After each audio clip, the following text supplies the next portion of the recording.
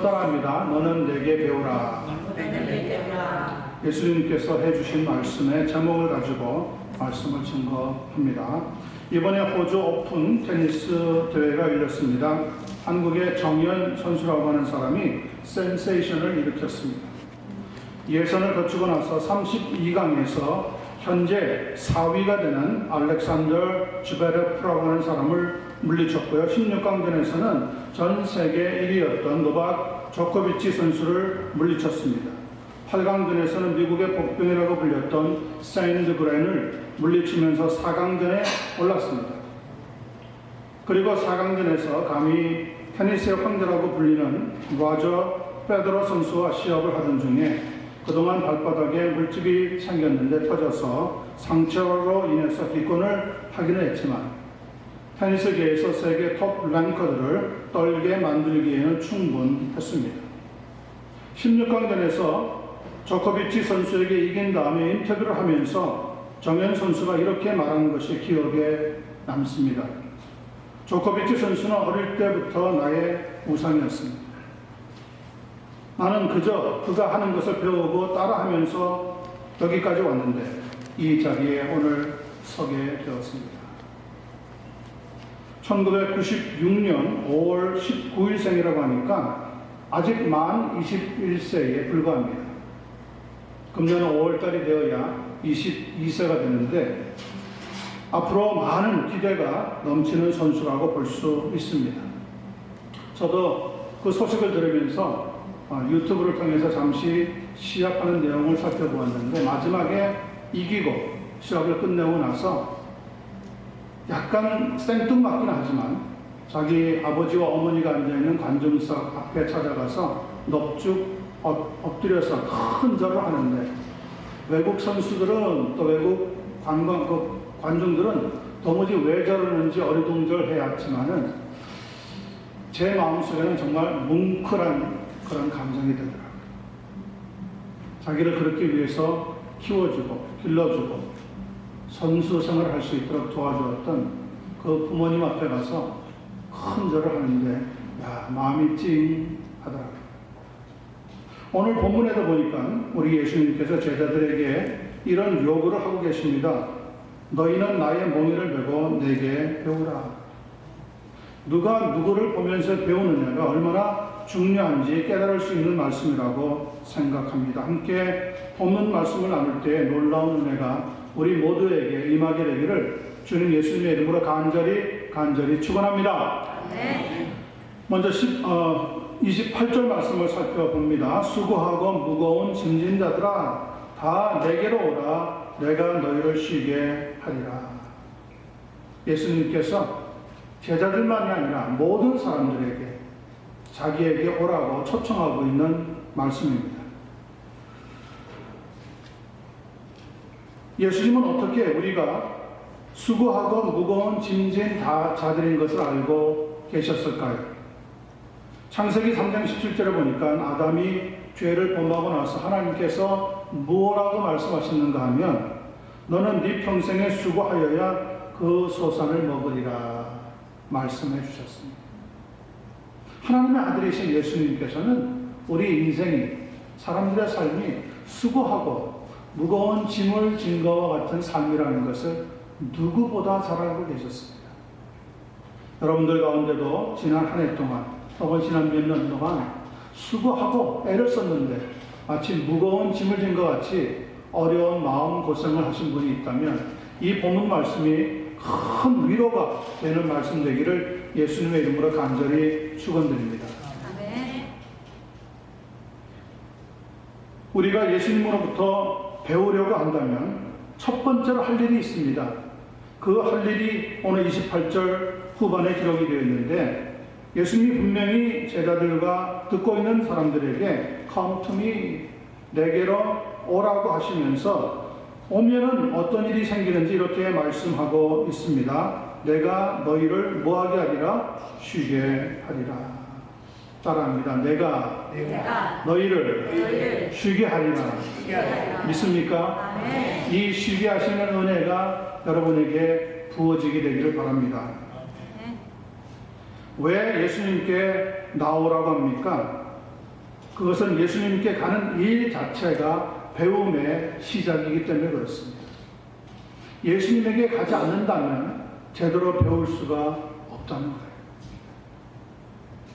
마태복음 4장 19절과 21절을 보아도 예수님께서 처음에 네 제자 베드로와 안드레 그리고 야고보와 요한을 부르실 때도 비슷한 말씀을 해 주셨습니다. 나를 따라오라. 내가 너희를 사람을 낳는 어부가 되게 하리라. 그 말을 들었던 네 제자는 즉시 자신들의 그물을 버려두고 예수님을 따랐다고 성경에 기록되어 있습니다. 시작이 반이라고 하는 말이 있듯이 예수님께 나아가는 것이 바로 배움의 절반은 채워지는 그런 효력을 얻게 되어지는 겁니다. 그러면 예수님의 약속은 내가 너희를 쉬게 하리라고 하는 겁니다. 이 쉬게 한다고 하는 것이 영어 성경에 보면 I will give you rest라고 적어 놨습니다. rest라고 하는 것은 그저 쉬는 것, 노는 게 아닙니다. 안식을 주시겠다 그런 말입니다. 여러분, 노는 것과 안식을 갖는 것은 무슨 차이가 있습니까? 노는 것은 그냥 시간을 떠내려 보내는 거예요. 그런데 안식은 같은 쉼이긴 하지만 재충전을 할 수 있는 시간을 말합니다.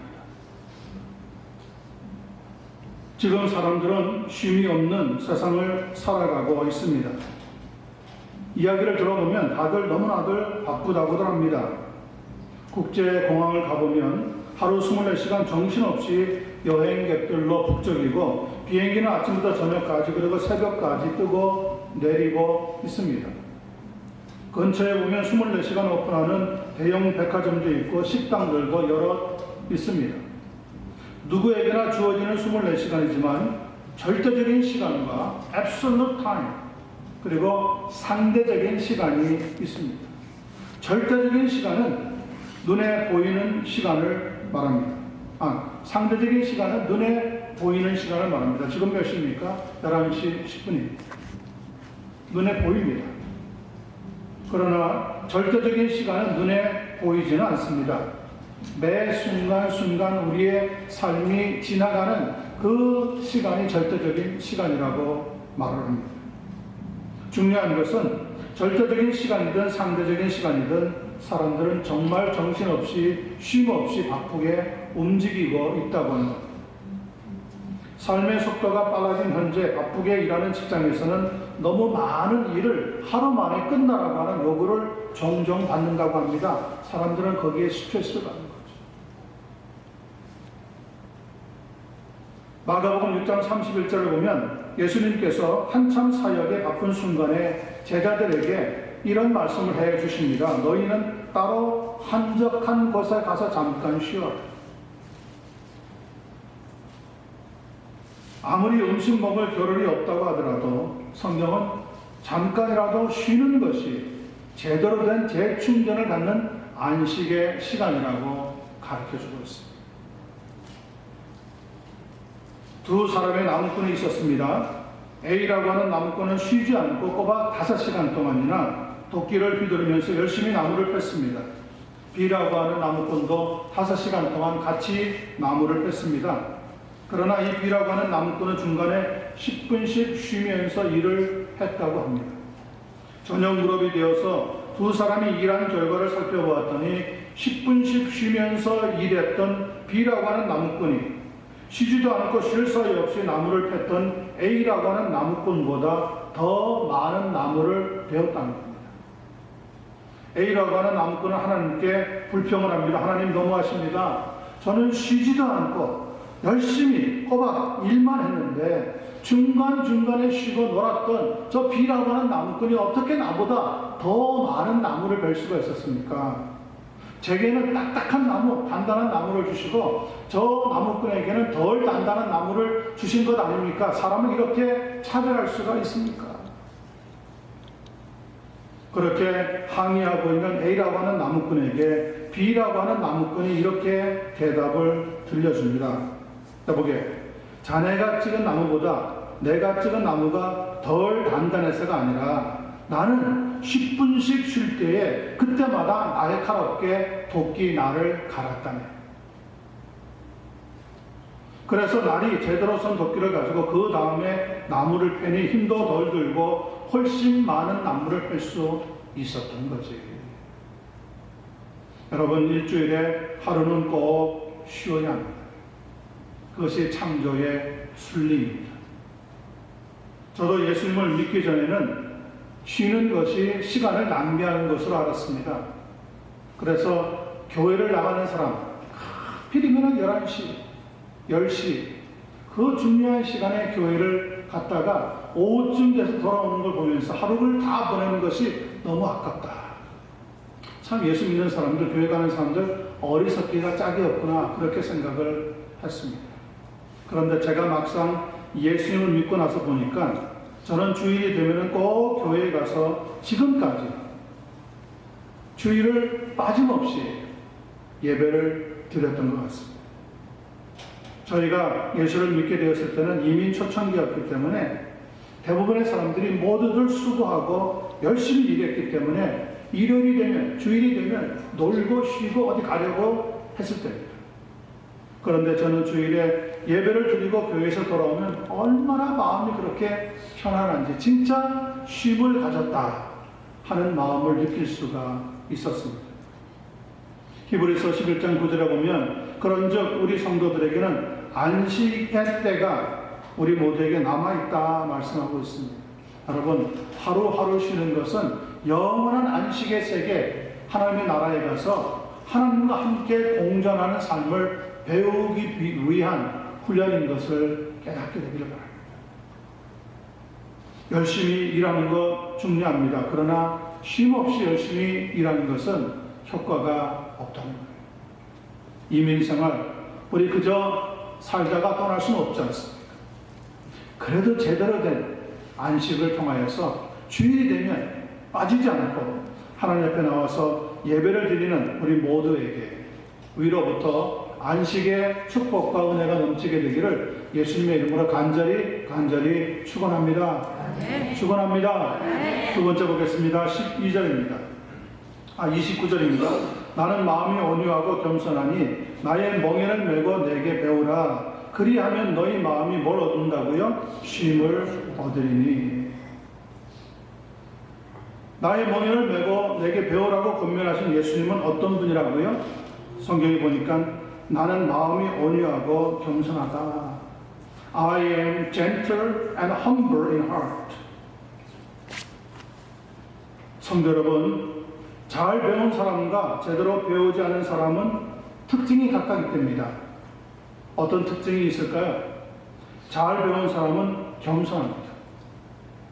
그러나 제대로 배우지 않은 사람은 교만하다고 합니다. 저만 공부 잘하면 다야? A만 나오면 최고야? 좋은 학교 나왔다고 다야? 그저 입에서 불평과 항의조의 비난이 수두룩합니다. 그러나 제대로 배운 사람은 늘 사람들 앞에서 겸손합니다. 그리고 더 배우려고 애를 쓴다는 거예요. 재미있는 속담이 있습니다. 80만 노인도 손자를 보면서 배운다. 그런데 교만한 어른들은, 나이값을 못하는 어른들은 아이들을 마구 책하고 때리고 쫓아내기를 했습니다. 저는 우리 교회 성도들이 잘 배운 하나님의 성도들로서 겸손과 온유가 그 마음 안에 새겨져 있는 한 분 한 분 되기를 간절히 소원합니다. 저도 신학교에서 강의를 하고 있긴 하지만 배우는 학생들에게 있어서 좋은 선생을 만난다고 하는 것은 얼마나 큰 축복인지 알 수가 없습니다. 가르치는 이들 중에는 실력은 있지만 말만 많고 숙제만 잔뜩 내주는 선생이 있습니다. 학생들이 좋아할 리가 없습니다. 어떤 선생은 그냥 출석만 잘해도 패스시켜준다고 하면서 가르침이 변변치 않은 선생이 있습니다. 그런 선생도 학생들이 환영하지 않습니다. 중요한 배움의 3요소가 있는데 첫째는 좋은 선생, 둘째는 좋은 학생, 그리고 셋째는 좋은 교과 과정이라고 합니다. 아무리 가르치는 사람이 대단한 사람이라고 해도 거들먹거리고 돈 받는 것 좋아하고 사는 정도에 따라 학생들을 차별하는 선생이라고 한다면 학습 효과는 현저히 떨어질 수밖에 없을 겁니다. 그러나 친절하고 이해심이 많고 학생들을 인격적으로 대하는 선생이라고 하면 아무리 공부해도 질리지 않고 더 공부하고 싶은 마음이 생기게 될 겁니다. 그렇게 해서 공부에 재미를 붙이게 되는 거죠. 그럴 경우에 선생님이 수학을 좋아하면 학생들도 수학을 좋아하게 되어 있습니다. 그 선생님이 역사에 관심을 나타내면 학생들도 역사에 관심을 갖게 마련입니다. 음악을 잘하든지 미술을 잘하면 자기도 모르게 음악을 잘하려고 애를 쓰고 미술을 제대로 배우려고 애를 쓰게 된다는 거죠. 학생들에게 있어서 좋은 선생님을 만난다는 것은 정말 귀한 축복입니다. 마찬가지로 선생님들도 좋은 학생을 만나야지만 가르치는 보람이 있습니다. 아무리 가르쳐도 따라오지도 않고 점수도 변변치 않고 늘 주의가 산만하다 그러면 좋은 선생이라고 할지라도 성적을 향상시킬 수가 없다는 거예요. 좋은 학생, 좋은 선생을 만나는 것은 서로 간에 그래서 아주 귀한 축복이 이루어지는 겁니다. 교회도 마찬가지입니다.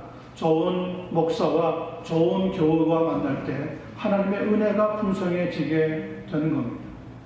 믿습니까? 네. 저는 저희 교회가 그런 교회라고 믿습니다. 네. 제가 좋은 목사라는 게 아니라 여러분들이 좋은 성도라는 것을 저는 확신합니다. 맞습니까? 네. 그렇게 자신 없게 아멘이 약하게 들립니까? 네. 아멘하는 자리에 하나님의 역사가 나타난다 그랬어요. 여러분 맞습니까? 네. 여러분에게 좋은 교우, 좋은 목사, 좋은 교회 만들 수 있는 은혜가 금년에는 갑절로 부어지게 되기를 간절히 축원합니다. 네. 그렇게 좋은 관계가 맺어지면 제대로 된 좋은 교과 과정을 만들려고 애를 쓰는 일이 생기게 되는 거죠. 그렇다면은 선생님 중에서는 누가 최고의 스승이라고 말할 수가 있을까요? 저는 그 교육의 참된 중요한 3요소 중에서 제일 중요한 것은 그래도 뭐니 해야 돼요. 나의 롤 모델이 누구인가? 나의 교육의 표본이 되는 선생님이 누군가? 거기에 달려있다고 봅니다. 정말 선생님이 좋은 선생님이면 삐뚤어 나가려고 하는 학생도 교화가 되어집니다. 퉁퉁거리면서 거칠던 학생들도 야 그래 나는 한번 제대로 공부해야 되겠다 그런 마음의 결심이 생기게 됩니다. 그런 의미에서 최고의 좋은 선생은 역사상 누구일까요? 오늘 본문에서 내게로 와서 배우라고 말씀하신 예수 그리스도야말로 최고의 선생님인 것을 믿습니다. 땅의 좋은 선생님들은 세상에서 살아갈 수 있는 좋은 길을 가르쳐 주지만 우리 주님 예수님은 하늘에서 살 수 있는 길까지 보여주시고 만들어주시고 우리에게 쫓아오라고 따라오라고 가르쳐 주셨기 때문에 그런 줄로 믿습니다. 바울 사도라고 하는 분은 빌립보서 4장 13절 14절에서 예수 그리스도를 아는 지식이 가장 고상한 지식이라는 것을 깨닫고 나서 이런 개인적인 고백을 남기고 있습니다. 형제들아 나는 아직 내가 잡은 줄로 여기지 아니하고 오직 한 일 즉 뒤에 있는 것을 잊어버리고 앞에 있는 것을 잡으려고 표대를 향하여 그리스도 예수 안에서 하나님이 위에서 부르신 부름의 상을 위하여 달려가노라. 바울 사도에게 있어서 최고의 좋은 스승의 롤 모델은 예수 그리스도셨습니다. 히브리서 기자도 히브리서 12장 2절 3절에서 우리에게 이런 권고의 말씀을 남기고 있습니다. 믿음의 주역과 온전케 하시는 예수를 바라보자. 그는 그 앞에 있는 기쁨을 위하여 십자가를 참으사 부끄러움을 게으르지 아니하시더니 하나님 보좌 우편에 앉으셨느니라. 너희가 피곤하여 낙심하지 않기 위하여 죄인들이 이같이 자기에게 거역한 일을 참으신 그 예수를 생각하라. 예수님이야 바로 우리에게 가장 위대한 스승이었다고 고백하고 있는 겁니다. 5세기 때에 하나님의 사람 성 어거스틴이라고 하는 사람은 젊을 때 최고의 철학자 또 위대한 사상가로 이름을 떨쳤다고 합니다. 그런데도 그의 마음속에는 평화가 없었습니다. 그의 가슴이 텅 비어 있었기 때문에 그렇습니다. 세상이 다 보잘것 없어 보였고 사람들이 한없이 우스워 보였다고 합니다. 그리고 그것 때문에 방탕하게 지내면서도 마음으로는 무척이나 괴로워했다는 겁니다. 그러다가 로마를 방문하게 되었는데 그 방문했던 교회에서 암브로스라고 하는 사람의 설교를 듣고 감동을 받았습니다. 야, 하나님의 말씀이 정말 대단하기는 대단하구나. 그렇게 집으로 돌아왔던 그가 성경을 읽었습니다. 로마서 13장 11절로부터 14절 말씀입니다. 한번 들어보시기 바랍니다. 또한 너희가 이 시기를 알거니와 자다가 깰 때가 벌써 되었으니 이는 이제 우리의 구원이 처음 믿을 때보다 가까웠음이라. 밤이 깊고 낮이 가까웠으니 그러므로 우리가 어둠의 일을 벗고 빛의 갑옷을 입자. 낮에와 같이 단정히 행하고 방탕하거나 술 취하지 말며 음란하거나 호색하지 말며 다투거나 시기하지 말고 오직 주 예수 그리스도를 옷 입고 정욕을 위하여 육신의 일을 도모하지 말라. 이 말씀을 읽는데 마치 자기를 놓고 기록한 말씀 같았다고 합니다. 회개가 일어났습니다. 믿음이 생겼습니다. 그래서 예수님을 자기의 구세주로 영접했습니다. 자기 입술로 예수님을 나의 주라고 고백하는데 마음에 확 하고 불이 붙게 되었다는 것. 그 순간 어거스틴의 마음속에 평화가 찾아온 겁니다. 드디어 갈등을 하던 그의 마음속에 하나님이 주시는 쉼이 찾아오게 되었다고 하는 것이죠. 그리고 그때 회개한 내용을 담아서 The Confession, 참회록이라고 하는 아주 유명한 책을 저술하면서 그 안에 자신이 살아왔던 삶을 자세하게 기록해 놓았습니다. 교만하기만 했던 어거스틴이 만난 예수님은 온유하고 겸손하신 분이었습니다. 자기도 그 예수님을 닮아 겸손을 최고의 덕으로 삼고 믿음 생활을 감당해 나갔습니다. 그 후 교회사에서는 어거스틴 앞에 세인트라고 하는 타이틀을 붙여서 성 어거스틴이라고 부르게 된 겁니다. 금년에는 여러분과 제가 예수님 안에서 하나님 말씀을 많이 배우시는 은혜가 넘치게 되기를 간절히 소원합니다. 그럴 때 여러분의 공허하고 허전한 인생, 그 마음, 그곳에 하나님이 주시는 진정한 안식, 재충전의 놀라운 능력의 역사가 나타나게 될 줄로 믿습니다. 그런 은혜를 얻으시기를 예수님의 이름으로 간절히 축원합니다. 마지막 30절 말씀 살펴봅니다. 이는 내 멍에는 쉽고 내 짐은 가벼움이라 하시니라. 예수님으로부터 배우고 나면 그 다음에 어떤 일이 일어난다고 말씀하고 있습니까? 두 가지가 일어납니다. 첫 번째는 내 멍에는 쉽다 하는 것을 깨닫게 되었습니다. 내 멍에는 쉽다는 것은 예수님이 주시는 짐은 가볍다고 하는 의미입니다. 그래서 영어 성경에는 easy라고 적어 놓았습니다. 어렵지 않다는 겁니다. 오히려 까다로운 일도 예수 믿는 사람에게는 쉬워지게 됩니다. 꽉 막힌 것 같은데 그렇지 않고 여유가 있게 되어집니다. 어려운 문제가 간단하게 풀리는 것을 경험하게 됩니다. 여러분, 여기에서 멍에라고 하는 것은 요크라고 하는 건데요. 좀 특별한 의미가 있다고 합니다. 이스라엘 사회는 유목 문화에서 농경 문화로 바뀌게 됩니다. 그래서 농경 문화가 정착하면서 논밭을 가는 일이 곳곳에서 빈번하게 일어났습니다. 논밭을 갈기 위해서는 당연히 소가 필요했습니다. 우리가 지난번에 욥기서 말씀을 나누었지만 다른 동물들은 다 한 마리, 두 마리 이렇게 개수를 헤아릴 때 마리라고 하는 단어를 쓰는데 소는 마리가 아니라 결이라고 하는 단어를 씁니다. 결이라고 하는 것은 두 마리를 한 쌍으로 보는 거예요. 소가 논밭을 갈게 될 때는, 쟁기를 메고 갈게 될 때는 한 결이, 즉 소 두 마리를 함께 묶어서 논밭을 간다는 거예요. 그때 이 두 마리가 떨어지지 않도록 하나로 만드는 데 쓰는 것이 멍에라고 하는 겁니다. 목과 목 사이에 멍이라고 하는 것을 붙여서 두 마리를 한 팀으로 결속시켜 놓는 거예요. 그리고 쟁기를 갈면 거친 논밭이 쉽게 갈려서 농사를 풍성히 잘 지을 수가 있게 된다는 거죠. 여러분, 예수님께서 우리에게 나의 멍에를 메라 그럴 때 이 멍에는 예수님이 함께 메어주시는 멍에입니다. 내가 예수님을 믿고 나면은 그때부터 내 혼자 힘으로 살아가는 것이 아니라 외롭게 예수님이 나와 함께 동행하는 삶이 일어난다는 거예요. 그래서 나의 울뚝울뚝하고 거친 성격들이 예수님에 의해서 다듬어지면서 자꾸자꾸 예수님과 발걸음을 같이 하게 되는 믿음의 삶이 아름답게 이루어지게 된다는 거예요.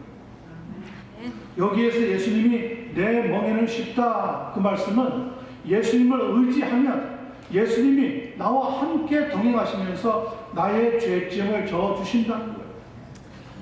여러분, 그런 은혜를 금년 한 해 동안에 풍성히 얻게 되기를 간절히 축원합니다.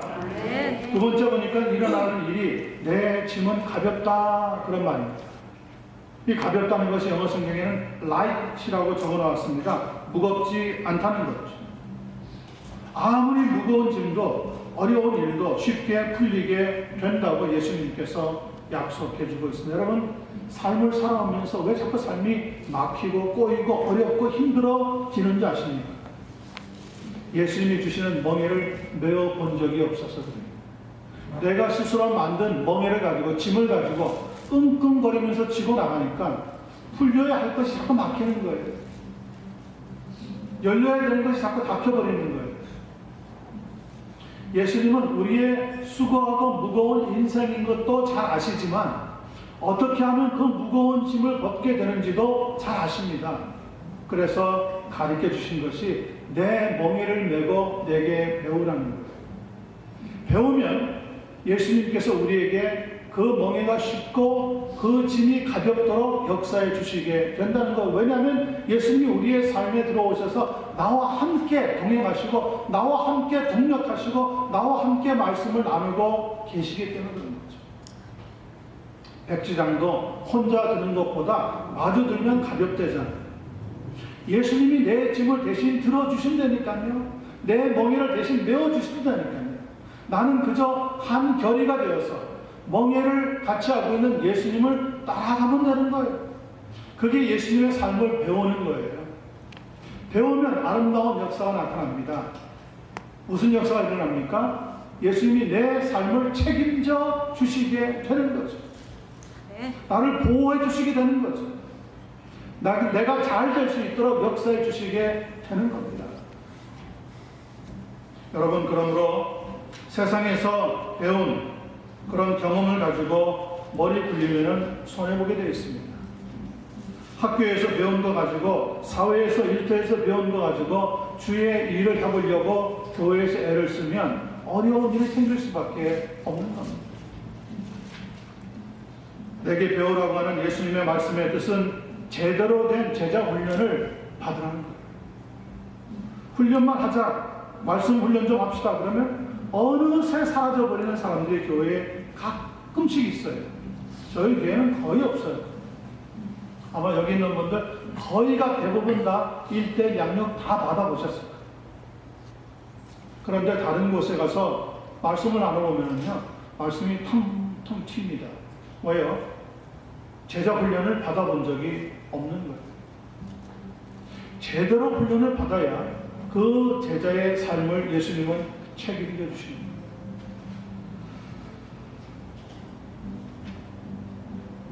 이번에 박항서 감독이라고 하는 분이, 우리 박항철 장로님 형님쯤 되는 분, 동생쯤 되는 분 아닌지 모르겠어요. 서로 박항서, 박항철, 아주 이름이 비슷하죠. 박항서 감독이라고 하는 분이 아시아 축구의 변방인 베트남 선수들을 이끌고 23세 이하의 선수들이 참여하는 아시아 축구 챔피언십에 참여해서 쟁쟁한 경쟁 상대였던 호주, 이라크, 카타르를 물리치고 결승에까지 올라가서 아깝게 지긴 했지만은 베트남 국민의 영웅으로 떠올랐다고 합니다. 바항스 감독이 베트남 선수들을 지도하기 위해서 감독으로 부임했는데 패배주의에 젖어있던 베트남 선수들의 생각이 너무 아니라고, 훈련을 시키면 그 훈련이 고되고 어렵다고 불평만 퉁퉁 내던지랍니다. 그래서 이런 한마디를 하면서 선수들에게 새로운 동기부여를 부여했습니다. 너희들이 입고 있는 경기복, 너희들이 발에 신고 있는 신발, 너희들이 먹는 음식, 마시는 모든 음료, 어느 것 하나 너희 국민들의 피와 땀이 안겼다. 겨우 그 정도가 힘들어 편한 걸 찾으려고 하면은 축구 선수 하지 말고 다른 길로 가라. 나도 한국으로 돌아가겠다. 훈련을 게을리 한다는 것은 너희 조국과 너희 국민을 배신하는 것이다. 넘어지고 실패해도 모든 책임은 내가 지겠다. 너희가 정말 힘들면 너희 가슴에 붙어있는 베트남 국기 하나만 생각해라. 조국에 보답하는 길은 훈련뿐인 것을 명심하라. 그 한마디를 던져주었는데 그 베트남 선수들의 눈에서 뜨거운 눈물이 흐르면서 동기부여를 받아 마음을 고쳐먹고 훈련을 거듭한 결과 이번 대회에서 뚜렷한 성적을 남기게 되었답니다. 여러분, 이야기만 잠깐 들어도 뭉클하지 않습니까? 내가 모든 책임을 지겠다. 너희는 훈련만 해라. 그렇게 말하고 인도하는 사람이 지도자예요. 그렇게 말하고 길러주는 사람이 부모예요.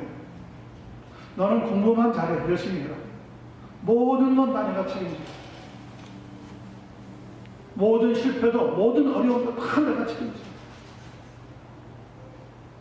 내게로 오라, 내게 와서 배우라 말씀하신 예수님, 바로 그분이 이렇게 모든 책임을, 나의 삶의 책임을 지겠다고 약속해 주시는 주님인 것을 믿게 되기를 바랍니다. 북한에 있는 김아무개란 지도자하고는 너무너무 차이가 있습니다. 성공은 너희들의 것이지만 실패했다고 하면 비난이 있든지 불평이 있든지 내가 모든 책임을 지겠다. 저는 우리 교회 성도님들이 그런 예수님의 마음, 그런 예수님의 가르침을 붙잡고 금년 한 해를 믿음으로 아름답게 달려갈 수 있는 성도들 되셔서 연말쯤 되어서 여러분의 심령에서 기쁨과 행복과 웃음이 넘쳐나는 그런 신앙의 승리가 있기를 예수님의 이름으로 간절히 축원합니다. 네. 기도하겠습니다.